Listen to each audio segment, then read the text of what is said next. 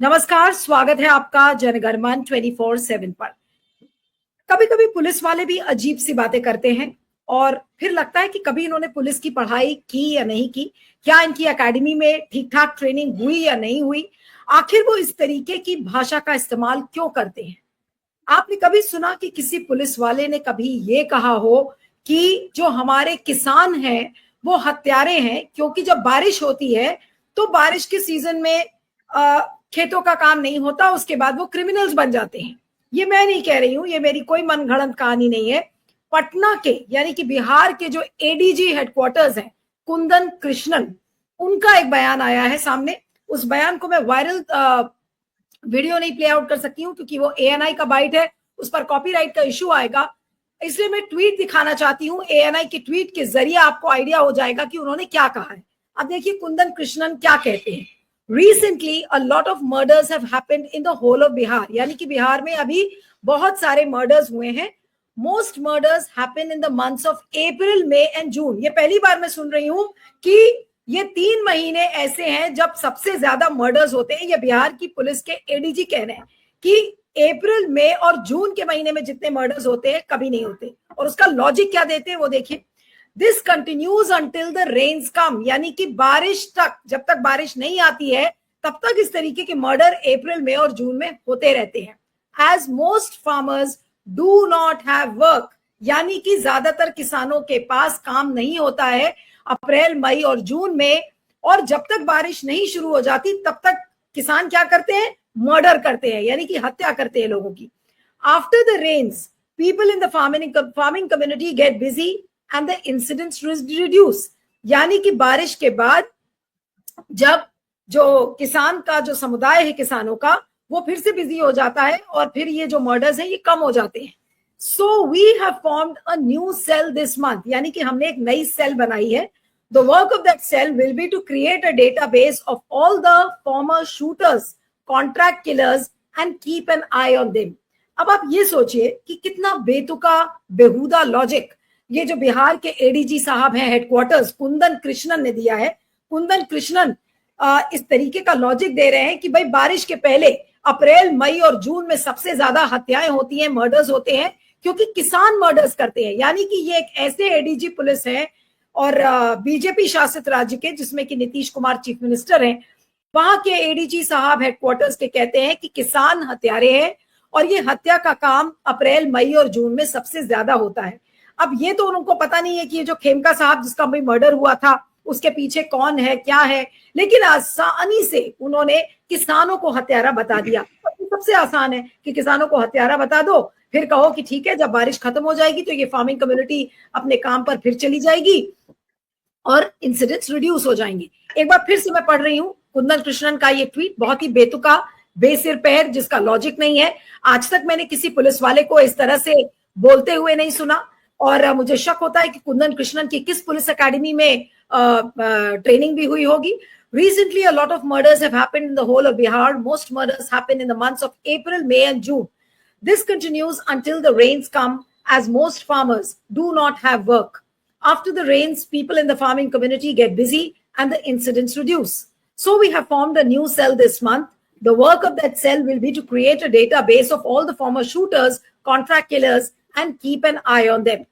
इसी पर हम बातचीत करेंगे। हमारे साथ independent media analyst Siddharth Sharma इस समय है। सिद्धार्थ, ये कुंदन कृष्णन का लॉजिक मुझे तो नहीं समझ में आया, शायद आप ही को समझ में आ गया हो कि किस पुलिस एकेडमी से इनकी ट्रेनिंग हुई है। जरा सा ये अगर आप इसके बारे में थोड़ा विश्लेषण करें, हो सकता है मुझे जानकारी कम हो, मुझे बुरा लग रहा हो, आप ही सही बता दीजिए जी। नहीं, इसमें बुरा तो लगेगा है, और बुरा क्यों लगेगा वो बाद में आते हैं। सबसे पहले तो मेरा भी नाता कहीं ना कहीं मेरे परिवार से, मेरे पिताजी वगैरह बिहार से आते हैं, तो ये सुन के मुझे भी बहुत आश्चर्य हुआ। लेकिन हमें ये भी ध्यान में रखना है कि पुलिस वाले प्रोफेशनल अपने जगह पर हैं, लेकिन वो भी इसी समाज के अंग होते हैं, वो भी किसी न किसी इकोसिस्टम के अंग होते हैं। तो अब ये जो बिहार के बहुत ऊंचे पुलिस अधिकारी ने क्या कहा उस पर आपत्ति हम करें, उससे पहले उन्होंने क्यों कहा और ये क्यों गलत है, इसे हमें साबित करना पड़ेगा। कुछ चीजें डेटा बता रहा हूं और ये डेटा स्पष्ट है। भारत में 60% लोग ग्रामीण हैं और सिर्फ 40% लोग शहरी हैं। मतलब 60% भारत में दो तरह के लोग हैं। भारत में लोग अलग अलग क्या कहते हैं, वर्गीकरण करते हैं लोगों को, कोई जात का वर्गीकरण करता है, कोई धर्म का वर्गीकरण करता है, लेकिन मेरे अनुसार भारत में दो ही तरह के लोग हैं। एक है ग्रामीण, गरीब ग्रामीण श्रमजीवी और शरीफ आदमी, दूसरी तरफ है अमीर शहरी बुद्धिजीवी और धूर्त आदमी। यही लोग होते हैं। एनसीआरबी का भी डेटा बताता है, जब वो पुलिस वाले क्राइम की बात कर रहे थे तो एनसीआरबी का तो डेटा बताता है कि क्राइम रेट शहरों में ज्यादा है, गांवों में कम है। वो क्या कहना चाह रहे हैं कि अंग्रेजी में कहते हैं कि farmers are part time assassins, मतलब क्या किसान जो है वो खाली समय में क्या कहते हैं मर्डरर बन जाते हैं, खूनी, सुपारी लेके हत्या करते हैं और वापस जाके अपनी किसानी करते हैं। इस तरह की बात जब करते हैं तो इसका मतलब ये है कि कहीं ना कहीं इस देश के जो शहरी अमीर बुद्धिजीवी धूर्त लोग हैं उनको पता है कि ग्रामीणों को, गरीबों को, श्रमजीवियों को आप बहुत आसानी से बदनाम कर सकते हैं, क्योंकि उनकी तो बात कोई सुनता नहीं है। मान लीजिए मैं और आप शहर में हैं, इस तरह की कुछ भी बात होती है तो हमारे पास काफी सारे माध्यम होते हैं अपनी बात को रखने के लिए। मैं ट्विटर पे चला जाता हूँ, फेसबुक पे चला जाता हूँ, इंस्टाग्राम पे चला जाता हूँ, यूट्यूब पे चला जाता हूँ, लेकिन एक ग्रामीण व्यक्ति जो है, जो किसान है, वो गरीब है, वो तो ये जा नहीं सकता। तो इसको एक दूसरे उदाहरण से देखिएगा कि मैं और आप, मेरे और आपके जैसे चार लोग अगर एसी कमरे में बैठे हुए हैं और हमारे बीच में एक केक रखा हुआ है, तो अब वो केक का हिस्सा बनेगा तो चार हिस्सा बनेगा। अब मान लीजिए मेरे एसी कमरे से बाहर 6 लोग और खड़े हैं, अगर मैं उनको अंदर बुला लेता हूं तो केक का हिस्सा 10 हो जाएगा, मेरा केक का हिस्सा तो कम हो जाएगा। इसीलिए मेरी ये कोशिश हमेशा रहती है कि ये 6 लोग जो बाहर है ना, इनको हमेशा बाहर ही रखो, इनको कोई ना कोई इनको बहाना बना दो, इनके सर पे उल्लू बिठा दो कि ये तो गरीब हैं, ये तो क्या कहते हैं बरसात के मौसम में जब किसानी नहीं करना होता है तो ये खून करते हैं। इस तरह का अगर बात करते हैं तो ये किसी भी डेटा से तो सपोर्ट हो नहीं रहा है। नेशनल क्राइम रिकॉर्ड ब्यूरो का जो डेटा है, जो कि मोदी सरकार का खुद का डेटा है, वो कहता है कि अर्बन एरियाज में, मतलब शहरों में क्राइम ज्यादा होता है, गांवों में कम होता है। तो मान लीजिए इसका मतलब ये है कि गांव में शरीफ लोग ज्यादा रहते हैं, इसका मतलब ये है कि शहरों में अपराधी और धूर्त ज्यादा रहते हैं। लेकिन सिद्धार्थ, जो ये लॉजिक उन्होंने दिया कि भाई अगर किसान किसानी नहीं कर रहे हैं तो फिर वो क्रिमिनल एक्टिविटी में है, तो ये तो चीज बड़ी अजीब सी आज इन्होंने थ्योरी दी। और ये जो थ्योरी आ रही है कि बिल्कुल ही अजीब थ्योरी है कि भाई जब बारिश के पहले जितने भी किसान हैं वो हत्या और लूटपाट के मामले में ही होते हैं, यानी कि फार्मर्स क्रिमिनल्स हैं। ये कौन सी लॉजिक देने की कोशिश कर रहे हैं और ये क्या संदेश देने की कोशिश कर रहे हैं कुंदन कृष्णन? देखिए ये लॉजिक बहुत सीधा सा है। मेरा फिर से कहना है कि कोई आदमी प्रोफेशनली कुछ भी हो, वो पुलिस हो या कुछ भी हो, भारत का नागरिक होता है, चुनाव होता है तो किसी न किसी दल को वोट डालता है। मतलब आप ये कह सकते हैं कि ये जो पुलिस अधिकारी हैं, नागरिक के नाते इनकी भी विचारधारा किसी न किसी तरफ झुकी हुई है। तो अब दूसरा एक बहुत इंटरेस्टिंग आपको डाटा बताता हूँ। 2024 में जो भारत में चुनाव हुए थे, उसमें भाजपा को शहरों में 40% वोट आया था, लेकिन भाजपा को गांव में 35% ही वोट आया था। मतलब भाजपा का गांव में वोट कम है। तो ये एक शहरी मानसिकता का प्रतीक है, भाजपा के इकोसिस्टम का ये रिफ्लेक्शन है, ये भाजपा के इकोसिस्टम की सोच का प्रतिबिंब है, जो कि कहता है कि इस देश का जो गरीब है, किसान है, मतलब सोचिए ना कि इस देश में किसानों के खिलाफ एक कानून बनाया गया। वो किसान अगर 1.5 साल तक उसके खिलाफ आंदोलन किए तो सरकार को आंदोलन से कोई समस्या नहीं थी। आंदोलन जब तक दिल्ली शहर के बाहर था, गांव में आप आंदोलन करते रहिए, शहर के अंदर मत आइए। इसका मतलब इस देश में शहरी विचारधारा, जो कि बीजेपी के इकोसिस्टम का प्रतिबिंब है, उसका एक रिफ्लेक्शन है, ये इतनी ज्यादा इस देश में घर कर गई है कि ये हर ग्रामीण को, गरीब को, श्रमजीवी को, जो कि असल में शरीफ होता है, नेशनल क्राइम रिकॉर्ड ब्यूरो के अनुसार वो शरीफ है, उसी को आप क्रिमिनल घोषित कर रहे हैं। मतलब ये तो ऐसा हो गया कि उल्टा चोर कोतवाल को डांटे, शहर में क्राइम ज्यादा होता है और आप इसकी जिम्मेदारी गांव के ऊपर डाल रहे हैं जहां पर क्राइम कम होता है। मतलब गांव में तो शरीफ लोग ज्यादा हैं, जहां पर आपका डेटा खुद बता रहा है कि शरीफ लोग ज्यादा हैं, वहां पर आप कैसे कह सकते हैं? ये तो ऐसा ही हो गया कहना कि तिरुपति बालाजी मंदिर में जितने भी लोग आते हैं वो सब नास्तिक है। अरे भैया, तिरुपति बालाजी मंदिर में नास्तिक लोग कैसे आएंगे? वहां पर तो आस्तिक लोग आएंगे। तो गांव में जब एनसीआरबी का डेटा कहता है कि क्राइम कम होता है, शहरों में ज्यादा होता है, तो शहर के क्राइम को आप गांव के ऊपर, ये तो सीधा सीधा इसका मतलब ये एक इकोसिस्टम एक इस तरह से काम कर रहा है, जिस तरह से अभी हम देख रहे हैं। एक बेसिर पैर का एक एक्सरसाइज है चुनाव आयोग का। वो जो चुनाव आयोग जो एक्सरसाइज करेगा उसमें किसका वोट कटेगा? मेरा और आपका तो वोट नहीं कटेगा, क्योंकि मेरे पास तो सब तरह के कागज है। वो 11 कागज मांगेंगे, 11 में से 4 कागज तो मेरे पास होंगे ही, कुछ नहीं होगा तो पासपोर्ट होगा। लेकिन अब गरीब के पास क्या होगा? सिद्धार्थ, लेकिन आज सवाल ये उठता है कि कुंदन कृष्णन जैसे ऑफिसर जो एडीजी रैंक के हैं वो उस तरह से बात करते हैं, तो लोग ये पूछेंगे ना कि भाई आईपीएस की एक पोजीशन इतनी प्रेस्टिजियस पोजीशन होती है, कितनी इंटेंस उसमें एकेडमिक ट्रेनिंग होती है, उसकी फिजिकल ट्रेनिंग होती है, और जब इस तरीके से ऑफिसर कोई जॉबलेस फार्मर्स, वो जो किसान जिनके पास काम नहीं है, उनको अगर वो क्रिमिनल बताता है या मर्डरर बताता है, तो फिर क्या ये किसानों की बेइज्जती नहीं है? और क्या साथ में वो आईपीएस ऑफिसर्स जो यूनिफॉर्म पहनकर बैठते हैं, उनकी भी क्या बेइज्जती ये कुंदन कृष्णन जैसे लोग नहीं कर रहे हैं? जी, जो भी आईपीएस ऑफिसर बनता है ना, वो यूपीएससी नाम की एक परीक्षा देता है ना। यूपीएससी की परीक्षा पास करने के बाद ही आप आईपीएस ऑफिसर बनते हैं। यूपीएससी की परीक्षा पास करने पर आपका अगर रैंक ऊपर आता है तो आप आईएएस ऑफिसर बनते हैं, आपका रैंक थोड़ा नीचे आता है तो आप आईएएस ऑफिसर, आईपीएस ऑफिसर बनते हैं। इसका मतलब उनको भारत की संविधान और व्यवस्था सबके बारे में बहुत अच्छे से पता है, उनको अपनी जानकारी दुरुस्त कर लेनी चाहिए। इस देश का जो किसान है ना, वो 2 बार टैक्स देता है। 2 बार किसी लिए कैसे टैक्स देता है? मैं जब गेहूं उगाता हूं और उसको मंडी में जाके बेचता हूं तो मंडी टैक्स देता हूं, और वो मंडी टैक्स देने के बाद जो गेहूं से पैसा आता है, घर आते समय जब आटा खरीदता हूं अपने घर के लिए तो फिर से टैक्स देता हूं। ये एक इस देश में बीजेपी इकोसिस्टम द्वारा प्रचारित और उससे प्रभावित लोगों ने एक साजिश रची हुई है कि गरीब ग्रामीण श्रमजीवी जनता जो कि शरीफ है, उसको आप इतना बदनाम कर दो, उसको तो कहो कि तुम किसान हो, तुम तो। अच्छा, मुझे ये बताइए कि जब किसान पूछता है कि मेरे फसल का कीमत बढ़ा दीजिए, तो किसान का कीमत का फसल अगर बढ़ता है तो उसका सीधा असर तो जो शहर में रहता है उसके पास जो सामान है वो तो महंगा होने वाला है। तो कभी भी शहर में रहने वाला कभी ये नहीं चाहेगा कि उसका सामान महंगा हो, क्योंकि उसका सामान महंगा होते ही वो तो कोई क्या कहते हैं, वो तो श्रमजीवी है नहीं, वो तो बुद्धिजीवी है, वो तो गेहूं नहीं उगा रहा है, वो तो बैंगन नहीं उगा रहा है, वो तो गाजर नहीं उगा रहा है, तो वो हमेशा चाहेगा कि मेरा गाजर सबसे सस्ता है। इसीलिए आप देखिए इस देश में बीजेपी का इकोसिस्टम जैसे ही किसानों के खिलाफ कुछ बोलता है, उनको बहुत ज्यादा समर्थन सोशल मीडिया पर मिलने लगता है, क्योंकि किसान अगर अमीर हो जाएगा,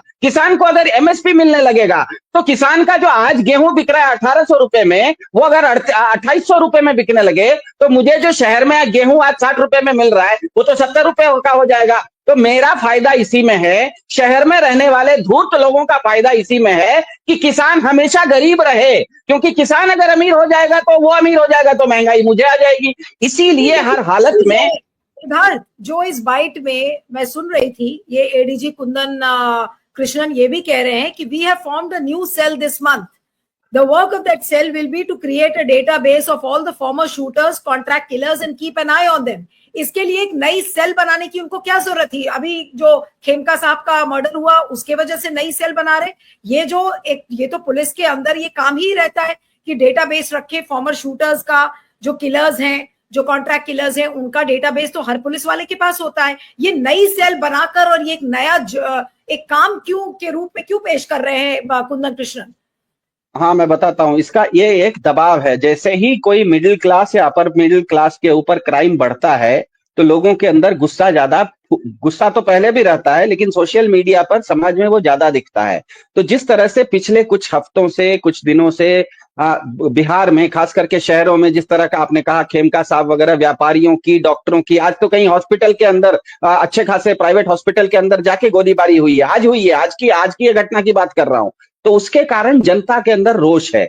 अब समस्या यह है कि इनको पता है कि ये सब क्राइम करने वाले शहर के लोग हैं। इसका मतलब धूर्त हैं। जैसे मैंने कहा कि शहर में जो रहता है वो अमीर भी होता है, बुद्धिजीवी भी होता है, धूर्त भी रहता है। अब इनको किसी न किसी को पकड़ना है, किसी न किसी के माथे पर ये एक उल्लू बिठाना है कि ये देखो क्राइम यहां से हो रहा है। तो इसीलिए इन्होंने एक स्पेशल सेल बनाया है। ये गांवों में जाएंगे और बेचारे जो किसान रहेंगे, जो श्रमजीवी रहेंगे, जो शरीफ होंगे, जो गरीब होंगे, उसको उठा लेंगे और कहेंगे देखो हमने पकड़ लिया, क्रिमिनल को पकड़ लिया। अंधेर नगरी चौपट राजा की कहानी नीलू जी आपने पढ़ी होगी, उसमें मुजरिम के साइज का फंदा नहीं बनाया गया था, पहले फंदा बना लिया गया था, उसके साइज का मुजरिम खोजा गया था। तो यहां पर आपने पहले ही एक फंदा बना लिया है, उस फंदे के साइज का फिट होने वाला मुजरिम खोज रहे हैं और ये कहानी गढ़ रहे हैं कि ये सब क्राइम करने वाले गरीब, ग्रामीण, शरीफ और श्रमजीवी जनता है। मुझे ये बताइए, जो गरीब है,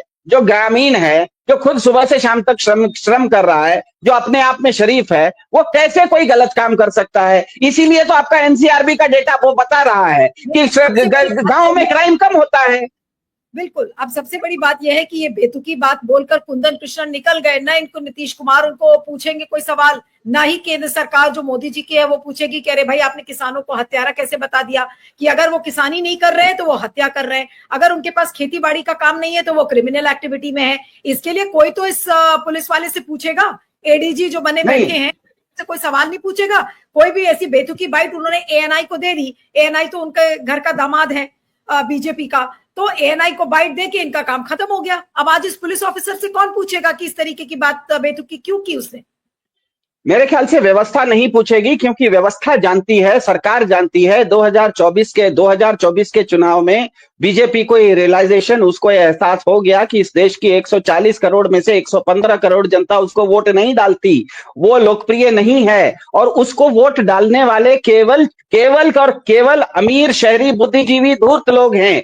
इसीलिए ग्रामीणों का वोट काटने के लिए, ग्रामीणों को हड़काने के लिए पहले आप एसआईआर करते हो, एसआईआर के जरिए ग्रामीणों का वोट कटना स्टार्ट हो जाता है। अब आप इस तरह का स्टेटमेंट देते हो, गांव वाले अपने घर में बेचारे दुबक के रह जाएंगे। मुझे बताइए, कोई भी शरीफ आदमी को कोई गुंडा आके किसी तरह का हड़काएगा तो वो क्या करता है? अक्सर ये देखा जाता है कि शरीफ आदमी कहीं भी हल्ला गुल्ला होता है, कोई गुंडा आता है तो उसके सामने हाथ जोड़ के वो अपने साइड में हो जाता है, अपने घर में हो जाता है। ये पूरा का पूरा एक बहुत बड़ी साजिश है, जिसका एकमात्र उद्देश्य ये है कि इस देश की गरीब ग्रामीण श्रमजीवी शरीफ जनता को हड़का के घर के अंदर बिठा दो, वो बाहर निकलने ही बंद कर दे, वो बाहर ना निकलेगी, ना वो वोट डालेगी, वो इतनी डर के अंदर रहेगी कि पूरा का पूरा अपना मजा, अपना सत्ता अपने हाथ में रहेगा। मेरा आखिरी सवाल है कि क्या ये कुंदन कृष्णन का ये बयान कहीं ना कहीं स्पेशल इंटेंसिव रिवीजन से जुड़ा हुआ है कि ये जो एसआईआर की एक्सरसाइज है वैसे ही सबको एक्सक्लूड कर रही है, अब किसानों को भी एक्सक्लूड कर दो? किसानों को यही तो मैं कह रहा हूं कि ये पूरी की पूरी एक साजिश है। जैसे मैंने मिसाल के तौर पर कहा कि हम 4 लोग एसी कमरे में बैठे हैं, एक केक मेरे सामने है, काटूंगा तो 4 टुकड़ा होगा, लेकिन एसी कमरे से बाहर भी 6 लोग खड़े हैं। अगर मैं उनको अंदर बुलाता हूं तो मेरा केक छोटा हो जाएगा। वो बाहर उसको रखना है तो उसको हड़काना भी है, उसको बदनाम भी करना है, उसको अपराधी भी घोषित करना है। कुछ भी करो, अलग अलग माध्यम से, एसआईआर के माध्यम से करो, किसी पुलिस के द्वारा करो, उनको क्रिमिनल घोषित करो, इतना उसको एक तरह से जिसे कहते हैं ना बॉयकॉट करना, ऑस्ट्रिसाइज करना, उसको इतना हड़का दो कि वो कहे कि भैया हम आपके कमरे में नहीं आएंगे, हम आपके अपने घर में बैठे रहेंगे, आप हमको बख्श दो। ये पूरा का पूरा इकोसिस्टम, फिर से मेरा कहना है, इस देश में कोई जातीय विभाजन नहीं है, कोई क्षेत्रीय विभाजन नहीं है, कोई धार्मिक विभाजन नहीं है। भारत में सिर्फ 2 तरह के लोग हैं, एक है गरीब ग्रामीण श्रमजीवी शरीफ आदमी, दूसरा अमीर शहरी बुद्धिजीवी धूर्त आदमी। ये जो धूर्त लोगों का काम है, ये गरीब ग्रामीण श्रमजीवी और शरीफ लोगों को अपने सत्ता की मलाई से दूर रखने के लिए, क्योंकि संख्या उनके पास ज्यादा है, 60% लोग गांव में रहते हैं, संख्या उनके पास ज्यादा है, उनको अपने कमरे में आने से रोकना है, तो इसको बदनाम करने की साजिश है। एसआईआर भी उसी साजिश का एक चाल है। ये ऐसा समझिए कि ये क्या कहते हैं, शतरंज का खेल है, इसमें प्यादा भी चल रहा है, घोड़ा भी चल रहा है, ऊंट भी चल रहा है, ये अलग अलग चाल है। कुल मिला के सभी चालों का उद्देश्य एक है कि सामने वाले को, इस देश की गरीब ग्रामीण श्रमजीवी शरीफ जनता को अपने घर में दुबका दो, उसको डरा दो, उसको धमका दो, वो कहे कि भैया हमको छोड़ दो, हम अपना काम करके रह लेंगे, मुझे ना आपसे वोट डालना है, ना मुझे आपके शहर में आना है, हम अपने गांव अपनी झोपड़ी में रह लेंगे, बस मुझे जीने दे दो। बस ये हड़काने की ये कोशिश कर रहे हैं, और ये पूरा का पूरा इकोसिस्टम इसमें शामिल है।